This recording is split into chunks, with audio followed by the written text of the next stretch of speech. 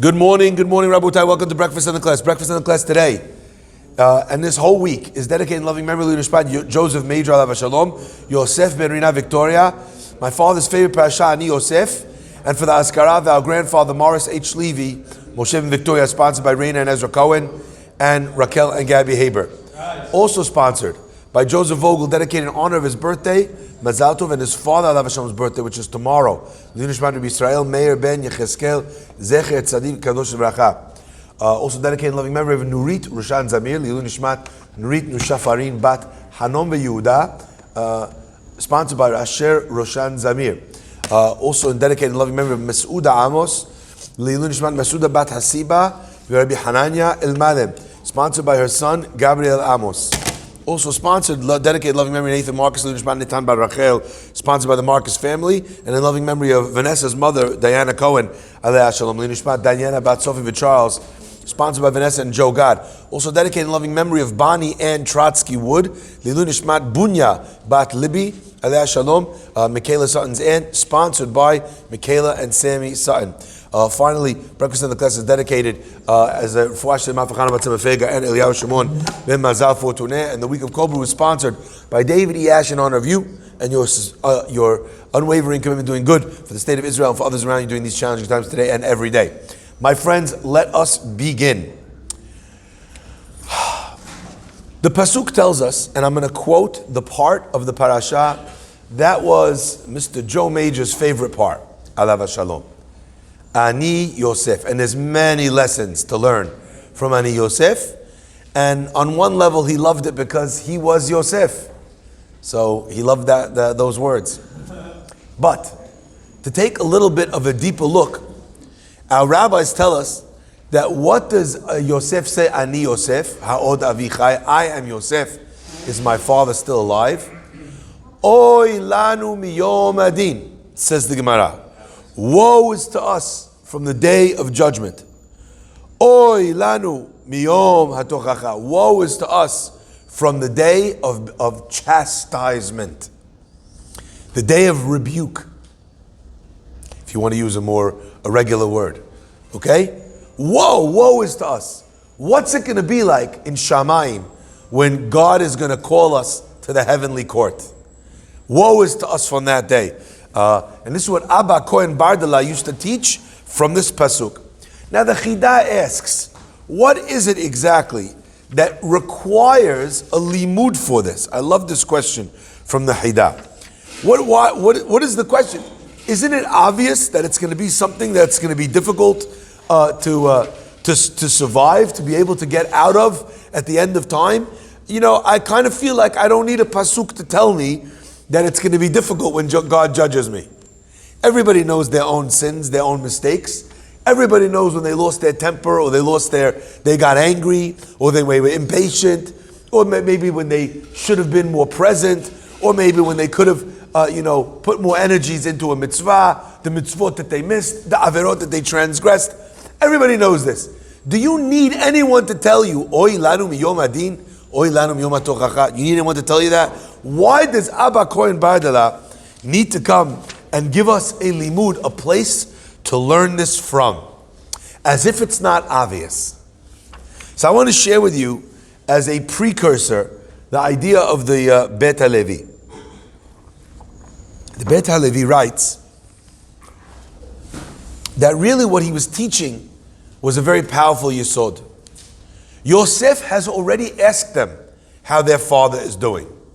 So why is he asking them again, is my father still alive? He asked already before. What are you asking again now? And the Bet HaLevi says that Yosef was giving them the most profound musar. He was not asking them, how's dad? What he was asking them is, you tell me you're so concerned about Benjamin. You tell me my father's going to die if you don't bring back Benjamin, because he loves his son. V'nafsho kishura benafsho. His heart is tied, his soul is tied to the soul of Benjamin.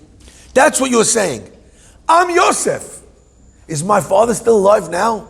When you sold me, did dad survive that? All these years of mourning, Is there any life left in him after what you did to him last time? That's how the Bet HaLevi says. Ani Yosef ha'od avichai. He was giving them the most profound musar. That's how the Bet HaLevi explains it. But I'd like to add another layer that we need to discuss within this idea of the Bet HaLevi. And that is, it's not just that Yosef is saying to them, oh yeah, well, not only that, but, when you sold me, you didn't care. What does Yosef say? The answer to the question of the Chidah is, not woe is to us that God's going to be able to call us out for things that are difficult. That's not what it means. And listen to this beautiful mashal that expresses it. And I'm sorry in advance to the people who don't like this mashal. I'm one of them. There's a group of guys who really knows how to live life. They know how to enjoy every moment. They have the finest wines, the oldest scotches, the best cigars, the most beautiful cuts of meat.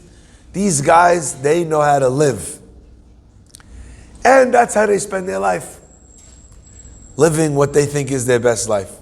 They don't really have much time for Torah.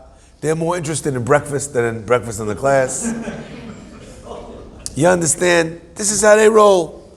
They make a pact between them. Guys, first one to die in the team, in the crew, promise, we all swear each other we'll come back to this world in a dream. We'll tell everyone what it's like up in Shamayim. Anyway, who dies first? Dave dies first out of the whole group. The end of Shiva, every one of the group, every one of his friends, the same night has the same dream. Dave visits them in a dream. They see Dave, they're like, Dave, what happened?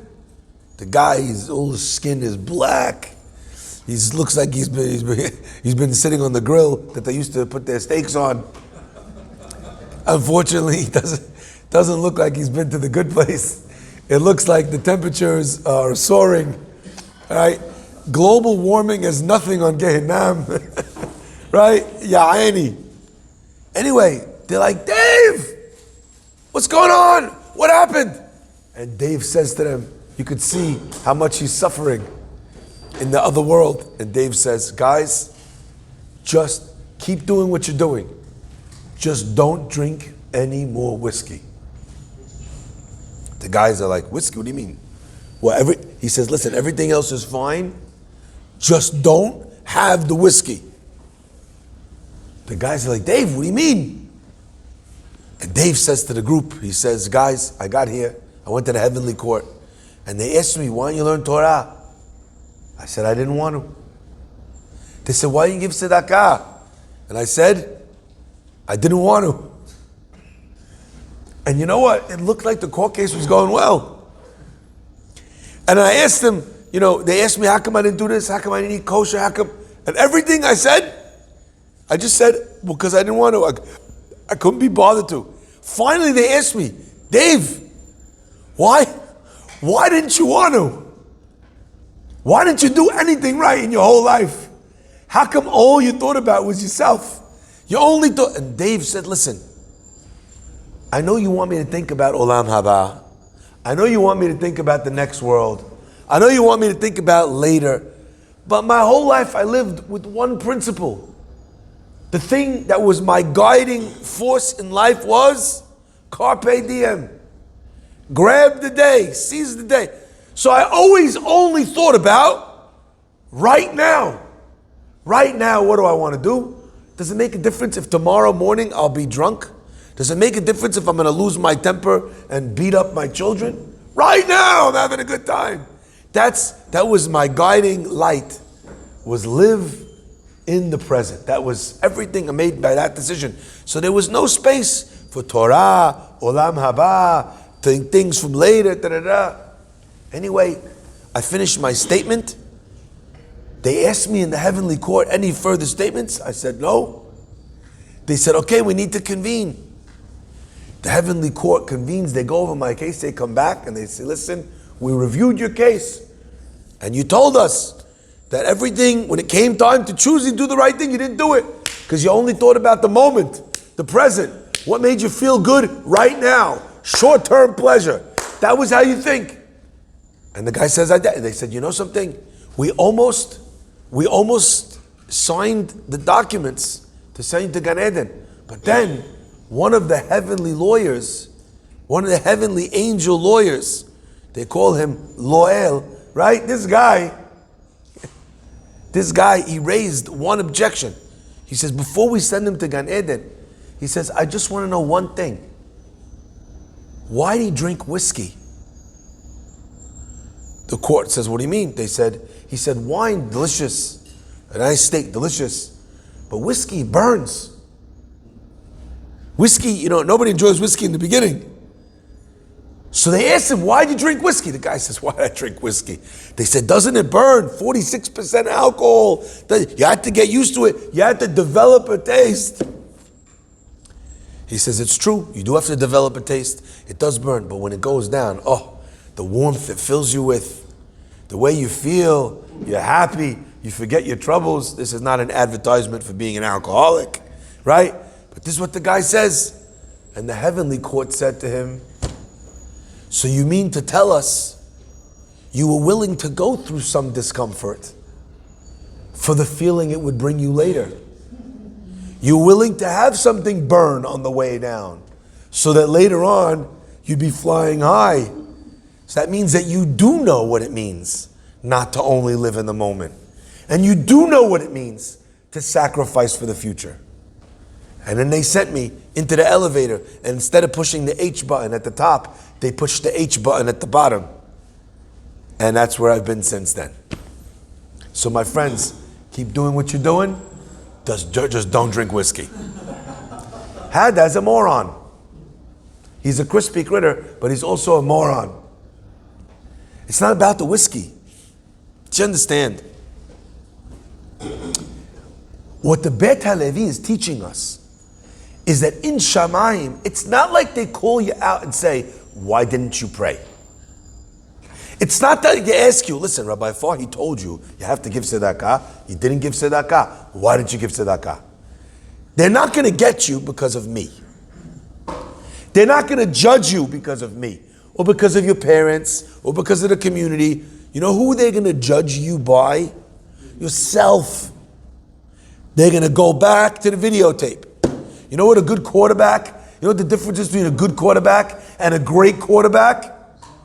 The videotape. Tom Brady spent every waking minute before a game watching every bit of video that they had on a court. You know why these quarterbacks come in and they have 3 good games and then they fade away? Because there was no videotape on the guy. Because the guy never was in the NFL. Nobody knows what he's doing. Nobody knows which way he fades. Nobody knows what he deals like with a collapsed pocket. Nobody knows if he rolls. Nobody knows if he tucks the ball. But the minute he's got 3, 4, 5 games on tape, we could watch his every move. We could prepare for his every move. You know how much videotape there is of you? Enough to bore anyone to death.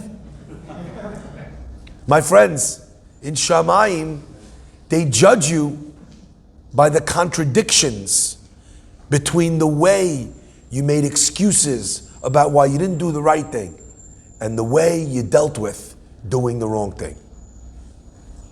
The same guy who says he has no money for tzedakah, he needs a discount on tuition for schools because $30,000, $40,000, a lot of money, suddenly finds so much money when it comes to his vacation.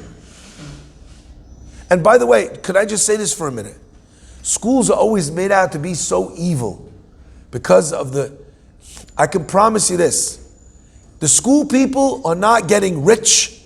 School teachers are not getting rich on the tuition. The other day I was walking, I mentioned this on Shabbat, I think. The other day I was walking and I turned the corner. I was walking with someone from the community and we turned the corner, and as we turned the corner, the security guard in Graf, the most expensive jewelry store in the world, He starts waving to me. Oh, hey, Rabbi Fari. The guy's looking at me thinking, we paid this rabbi too much. He don't realize that the security guard in Graf used to work here in the synagogue for 6 months. Every morning, you guys know him, right? Right? The Latin fella, big tall guy. His name's Jose, right? His name was Fernando. Every day he would say, good morning, Rebbe. Good morning, Rebbe. That's what he called me, right? Good morning, Rebbe. So this guy is still waving to me. This guy thinks I shop in Graf. I don't shop in Graf. I never bought anything in Graf. I can't afford to walk in there. Do you understand, my friends? If you have no money for the school, for the shul, if all you want to give is chai dolarim over here, but when you go to the steak, you choose the most expensive steak on the menu, that's the videotape that they play. So you say to Hashem, what do you want? It was the 4th guy who came to me. I already gave tzedakah 4 times that night. How many times does a guy have to give tzedakah? You know what God's going to show you? He's going to pull out the videotape, and it's going to be of you with the boys in Vegas. Hopefully that never happened. And you went and you played blackjack and lost money. And then you went to another table and lost money. And then you went to a machine and you lost money. And then you went to another machine and lost money. And Hashem's going to say, how many times do you want to lose money in one night? You had no problem spending that money in the casino. You had no problem spending the money there or there or there. How come only when it comes to charity, suddenly you're very fiscally aware? That's what Abba Kohen Bardala was telling us. I'll never forget when I was a child. I was sitting at the kids at the breakfast in my father's shul. A funny guy from the community walks in. He came back from one of the shows in Vegas. So everyone, when they go to the show, they also go and they play the games, right? So they asked him, they said, "Hey, Bay, how was Vegas?" He said, "Terrible. I even lost money in the candy machine."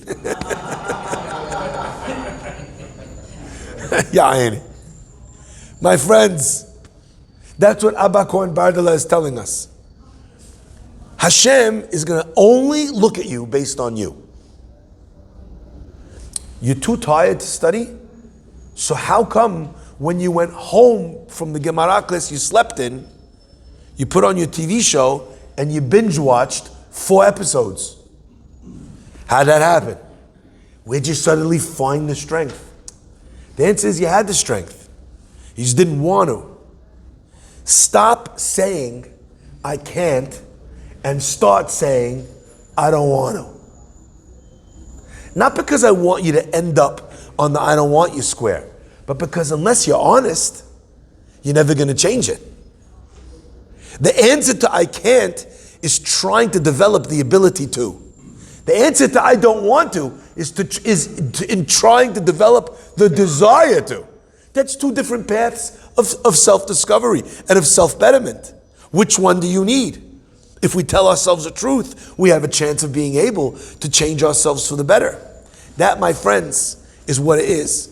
If you could party at a wedding till 2 a.m., stop saying that the 9 p.m. class in the shul is too late.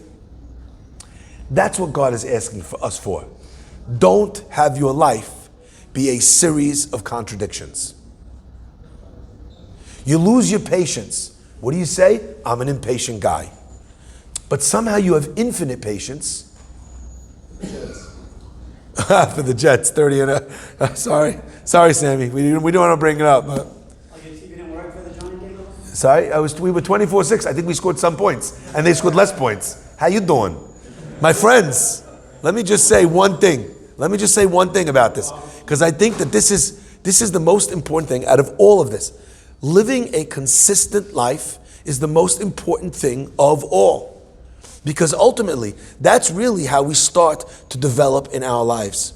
We start to see the inconsistencies. Rabbi, I have no patience. I'm not a patient guy. Oh yeah? When I watch you on the phone with a zboon, you know what a zboon means? A customer. You have infinite patience. I just saw the other day there was a clip online about a guy who says, whenever it comes to hiring a new employee, what do? I turn up late to the employee, to the meeting. Why? I want to see how's he going to deal with the fact that I just came 30 minutes late? 2 questions I ask. Number 1, did he call me and follow up and ask me, where am I? Why am I late? If he wants this job, surely he's going to make sure that I'm coming. Or is the guy sitting in the corner like this? Question number 1, he said. Question number 2 is, now that I'm late, is he going to make a dig, a comment? Where are you? You know, you're wasting my time. Because if he treats me that way, he's for sure going to treat my potential customers that way. So I know if I should hire him or not. You see what he's saying? I want you to be patient with me and impatient with others. See that? But Torah is all about having a consistent self, bringing the same goodness of you to every situation. And if you have that patience for a customer, have that patience for your wife. You have that patience for your boss, have that patience for your children. If you could curb your anger for a potential customer, curb your anger for your friend. And that is Oy lanu miyom adin, Oy lanu miyom hatochacha. Yosef asked his brothers, anyone would have said, how much is a person supposed to put up with? But look at you now. When the food's on the line, suddenly you're able to control yourself. Why didn't you control yourself then? My friends, no one can judge you. And like we say, don't judge someone until you walk a mile in your shoes. But you know who's walked all the miles in your shoes? You. And you're going to be your own harshest critic. So make those changes now. Start being and finding consistency, equilibrium in your life, in all parts of it from now. And suddenly, everybody knows the person you are in every situation. You are not a situational person. You are who you are in every situation. Baruch Adonai Le'olam.